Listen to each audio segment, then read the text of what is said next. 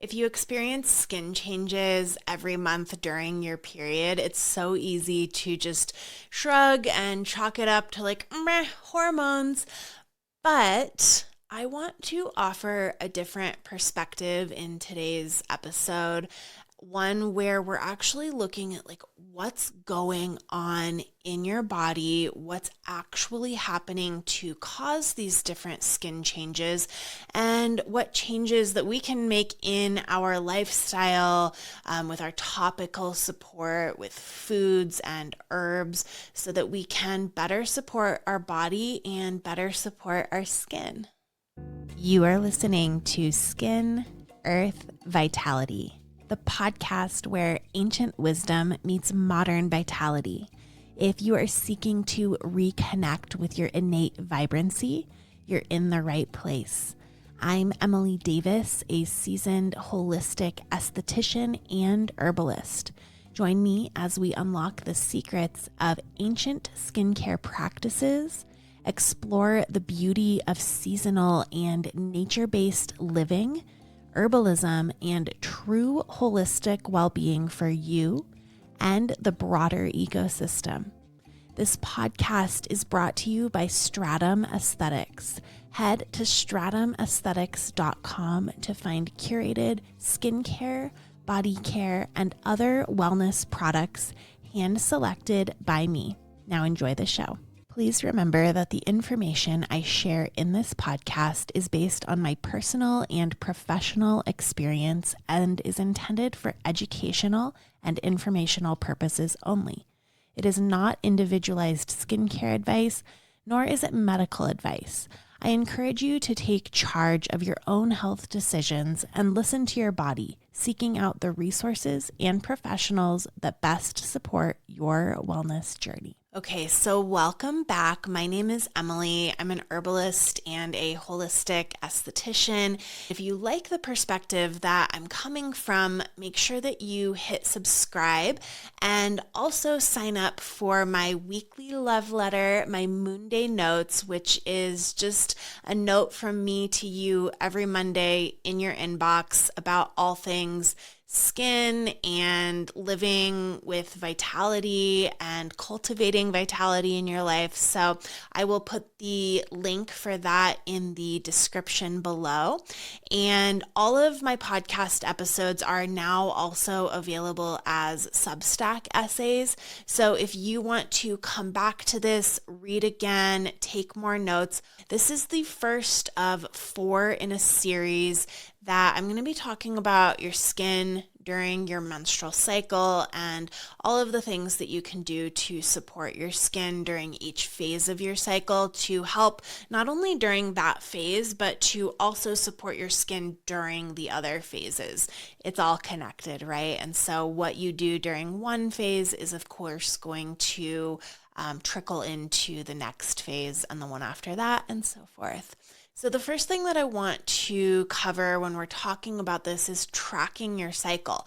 None of this is going to make sense if you don't know where you're at during your cycle.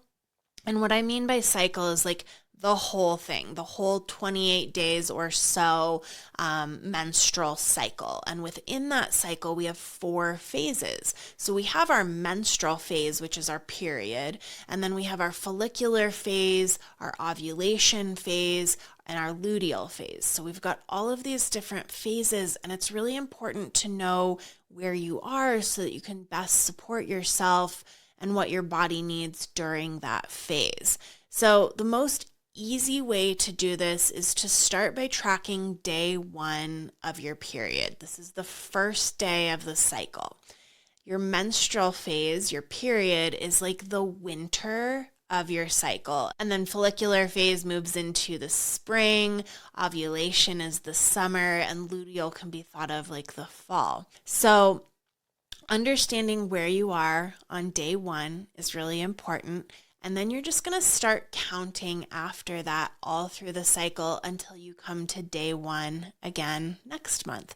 So you'll just note where you are every single day. Okay, it's day 2, day 3, day 4, day 7, day 10, 16, 22, knowing where you are through the cycle. And then over time, you can start to notice patterns for each of these days. You'll notice, oh, wow, around day 20, I start to feel more lethargic. Maybe I'm feeling a little bit more inward. Maybe I'm more irritable.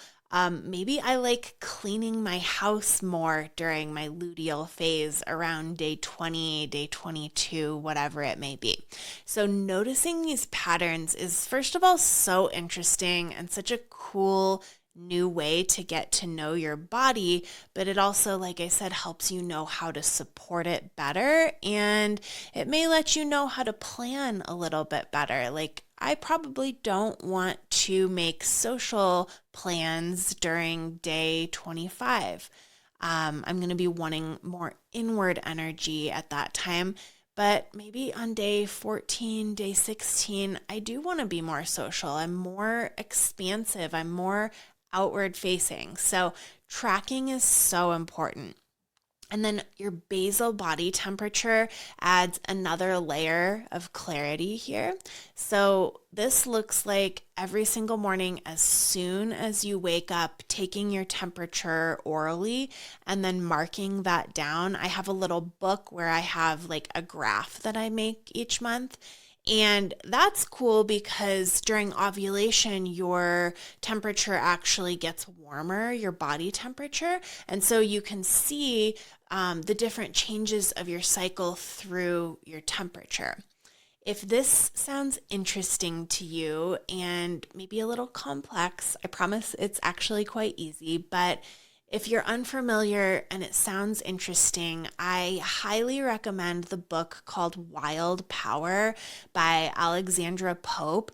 It's all about understanding your cycle better, understanding the superpowers of your cycle and the different phases of the cycle. It's so good. It will change your life. It will change your cycle. Highly, highly recommend that. And then also the sequel called Wise Power, which is all about menopause. So check those out. But let's talk about what's actually happening during your period. Let's focus on that first phase, the menstrual phase, your period, and understand what's going on with our body, with our hormones, so that we can better support our skin. So during the menstrual phase, your body is basically just getting a really good reset. It's a fresh slate, a little mini New Year's every single month. And as I'm saying this, you might be like, I hate my period. I am in excruciating pain. It does not feel like a reset. It feels like the worst part of my month. And if that's you, if that's your experience, I get it. And I am not trying to diminish your experience in any way. And I don't think that there's anything wrong with thinking that. I think that with all of the more like period positive movement, it can also somewhat make people feel wrong for their actual experience. And when we try to just deny our feelings, it creates more of a rigidity within us, and then we're not able to actually soften into something different. And so I get it. It can suck, and that's okay. But I also want to hold that truth, but then also open up room for just a little bit of curiosity. Let's open up some room for just a little bit of softening around this, because the cultural attitude that many of us have grown up around is that periods are embarrassing, they're messy, they're inconvenient, unproductive, problematic, and something that should be suppressed, right? And I think that this attitude is actually making things worse for us as individuals. I think about, remember those commercials in like the 90s, early 2000s, probably even later, for like Midol or tampons, and it would feature a lady who's like suppressing her symptoms so that she can go do a really hard workout or go for a run or like be a businesswoman going into like a meeting or whatever and just like getting it all done. And as much as I love these things for women, obviously, like, yes, I also think that suppressing the natural functions of our bodies is not female empowerment. I think it's the opposite of that. It's this just total worship of uninterrupted productivity and disconnection from our body. And what it's actually doing is making symptoms worse because it's promoting being under-rested and being overstimulated during a time when your body actually needs to slow down. It needs quiet. And by doing this, it's going to keep inflammation higher. It's going to affect all of the symptoms all throughout your cycle, really, and it's going to leave your skin with less resilience. You know, your body goes through these different phases of growth and then breakdown, and the menstrual phase is a breakdown. And that's okay. Constant growth, constant expansion isn't healthy. And our culture really struggles with understanding that, but things are changing. So let's talk about what's actually happening physiologically. We know that it's a time to rest and for quiet and inward expression. But let's talk about why that is. So first half of your cycle, we've got our follicular phase, and what's happening is estrogen is telling the body to build up uterine lining to prepare for a possible pregnancy. And so if pregnancy does not happen during ovulation, at the end of luteal phase, estrogen and progesterone are going to drop. And this hormone drop is going to initiate menstrual phase where the lining is broken down and released during bleeding. And then during this time, your immune system is going to send in all kinds of different cleanup cells to clean up the breakdown. And so we have an inflammation spike that happens on purpose. And this is a good inflammatory response that's supposed to shut down afterward. And so during your menstrual phase, because we have less estrogen, less progesterone, we're actually going to have some skin changes that happen. Estrogen signals collagen production, and so when we have less estrogen, collagen production is down, and collagen can break down more easily also. We have lower hydration, our skin doesn't feel as plump. There's going to be regular, just normal increased sensitivity, maybe mild redness, maybe dullness happening on the skin. Our skin cell turnover is down during our period. Oil production is down, and the skin may feel thinner. These are all very normal responses, and it's just the way that your skin is during the winter of your cycle, and it's okay. But there are other reactions that are common but not necessarily normal. So one that I see really often in my treatment room is like deep, painful cystic breakouts along the jawline, around the chin. And like I said, we have a normal inflammatory response that's happening as our immune system is trying to clean up the breakdown during your menstrual phase. But sometimes that inflammatory response can go a little bit overboard and we can get systemic inflammation. And around our jaw, around our mouth, we have higher androgen receptivity. It's a little bit more sensitive to androgen hormones, and our estrogen and progesterone are lower, and that doesn't necessarily mean that androgen hormones are spiking, but it does mean that the relative sensitivity to them is up, and this makes the pores in that area more reactive to oil and congestion during this time. And then in addition to that, during your period, circulation is directed inward toward the organs that are involved. And so the circulation in our face is lower, which is also going to affect our lymphatic drainage. Blood circulation and lymph are very closely related. And so all along this area, your lymph is going to move right through here towards your jaw and then down your neck. And so there can be more lymph backup happening around this area during the time of your period. That's maybe the first symptom that you experience. The second one might be that your skin feels more reactive, or you're getting more burning or tingling sensations from products that normally are fine with your skin, but your skin's more reactive to them during your period. And when that estrogen is lower, it actually also lowers our skin's resiliency. And we may also have our nervous system is just more active and more reactive to things. Two of those things happening at the same time may result in your skin being like, I do not like this product during this week. The third symptom you may be noticing is your skin feels more inflamed, raw, red, not just to products, but just in general. And that's because your barrier is more impaired during your menstrual phase. The oil production is down, the skin is less resilient, but also we may be having more unregulated inflammation going on. And when our barrier is already overwhelmed, this can cause that rawness or that really red, inflamed skin.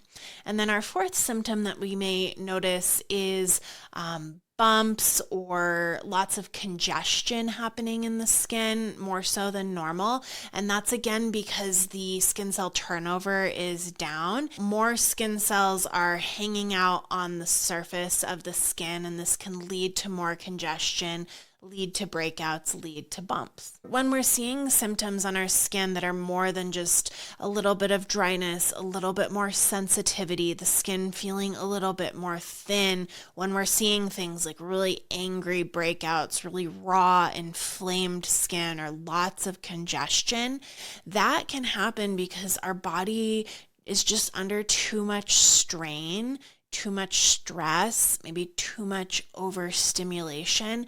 Maybe inflammation is just running too high. There are things that we can do to support to help reduce some of these unwanted symptoms. Let's start with lifestyle, because I always say you can't out skincare, you can't out herb, and you really can't even out diet an unsupportive lifestyle. The first strategy is rest, whatever that looks like in your life. Maybe slower mornings, maybe taking a day off when possible, working shorter days, less social commitments, less exercise, really slowing down with your workouts or taking a couple of days off from the gym.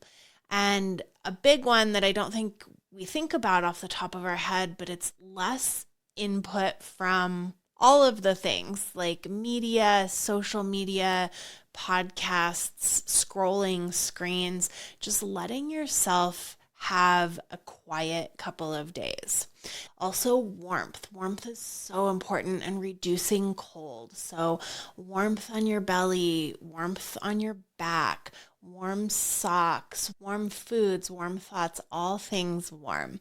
The next one is reducing stress. And when I say reducing stress, I mean both psychological, where possible, of course, and then also physiological. So that can look like reducing chemical load, eating organic, not using a ton of heavy chemical cleaning products. These things can all be pretty stressful to the body during a time when it's already doing a lot of energy with the breakdown.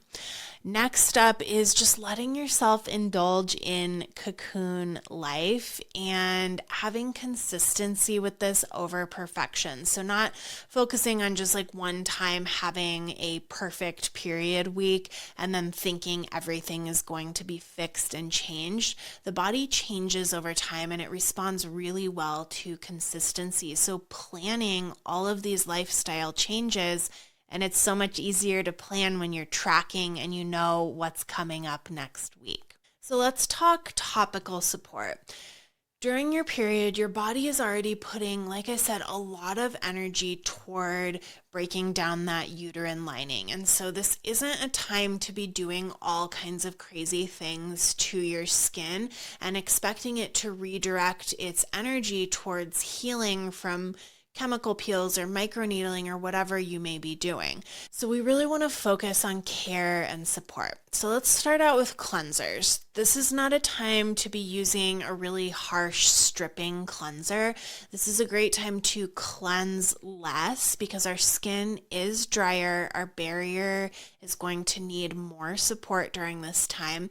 I love L'Oreal's two cleansing milks, the Effortless Cleanser and the Cooling Support Cleanser.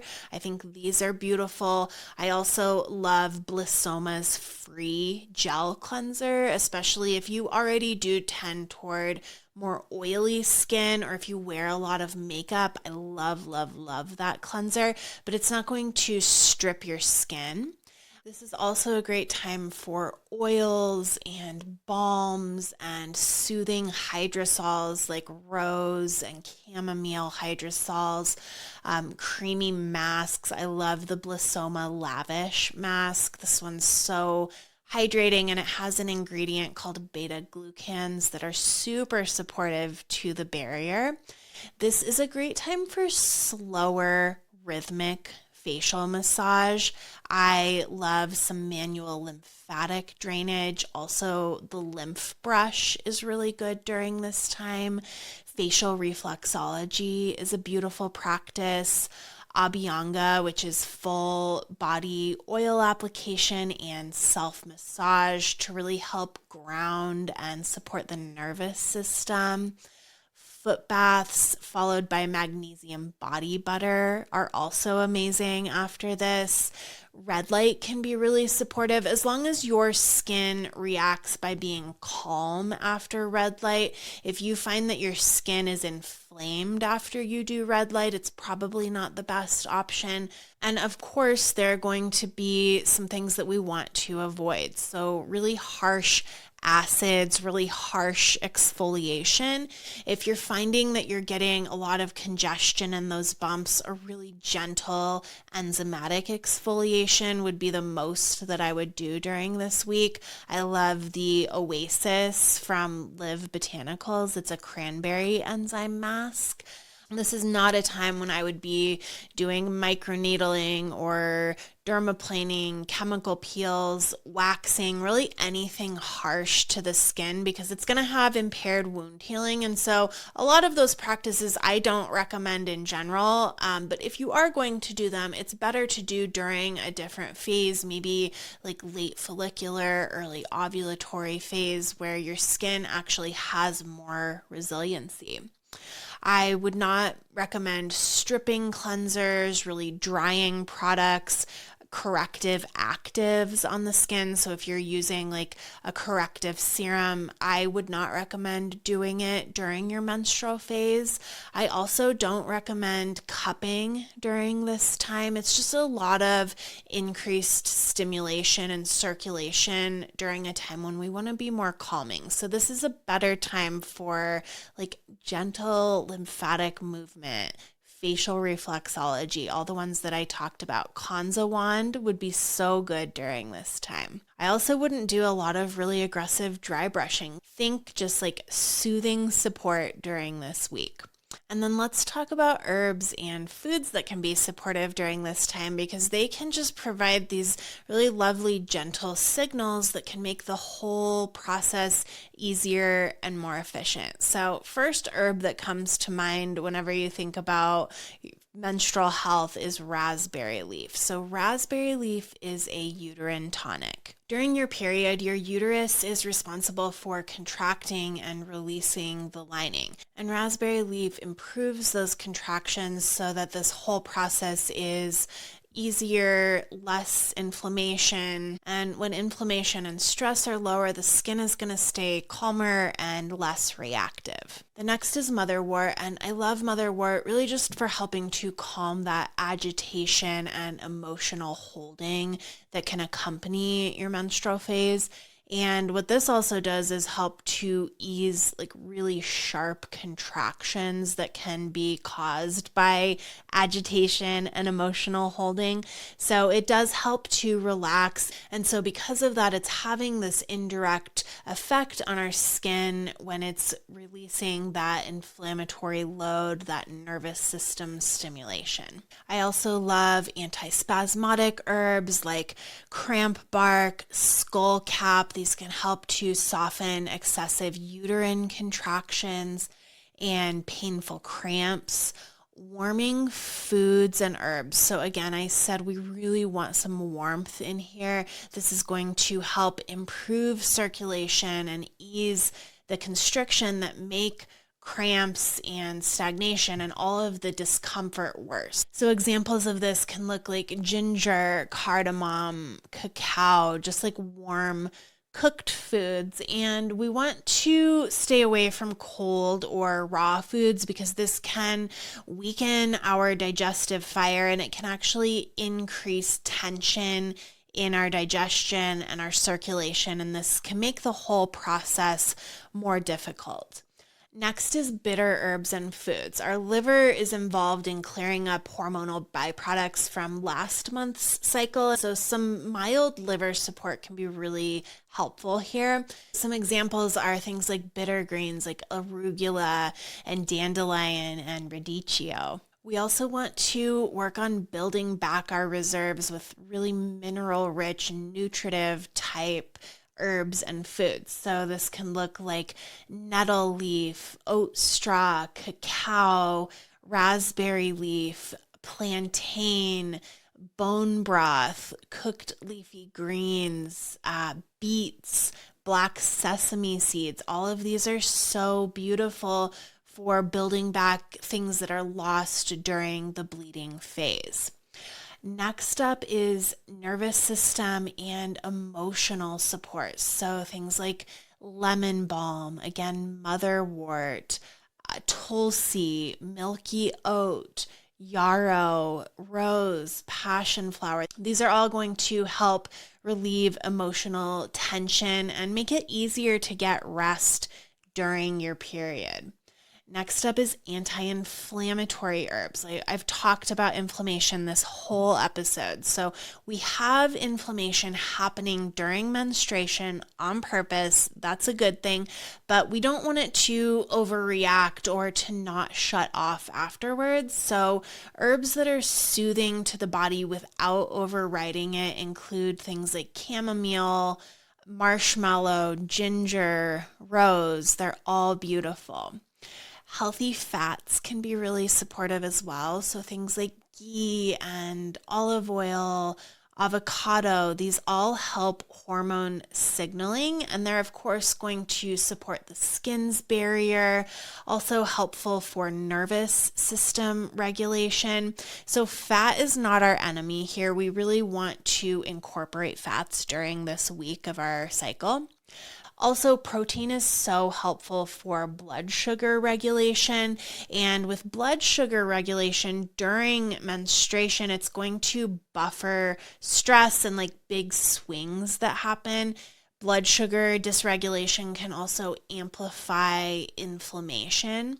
So things like slow cooked meats can be really supportive here. Lentils, all of the protein-rich foods that you love to incorporate. And then, of course, fiber is so important. We want to make sure to include things like oats, root vegetables like sweet potatoes, maybe some really well-cooked grains like congee. These can all help with smooth elimination so that we're eliminating the hormonal byproducts from last month, but it can also be really supportive for the nervous system as well, especially when we're eating it like a warm porridge like oatmeal or congee. Chef's kiss during your period. So I hope all of this has been supportive and valuable. Again, this is all written out as a Substack essay. If you would like to go back and take note of some of the things that we talked about for support, some of the herbs, some of the foods, the lifestyle, and of course the topical skin support. Moral of the story here is we want to incorporate rest. We want to support our skin's barrier. We want to help calm inflammation. And this doesn't have to be a time that we dread all month. It can actually be an invitation to slow down. And that can feel just so yummy and good, right? I will be back next week when we will talk about follicular phase and what's going on in your skin and how to best support your skin. And until then, have a beautiful week and be well. You've been listening to Skin, Earth, Vitality. If you like what you heard today, consider giving me a 5-star rating. It helps other people just like you to find the show. You can shop products and find all of my offerings on my website, stratumaesthetics.com, and follow me on my social channels at Stratum Aesthetics.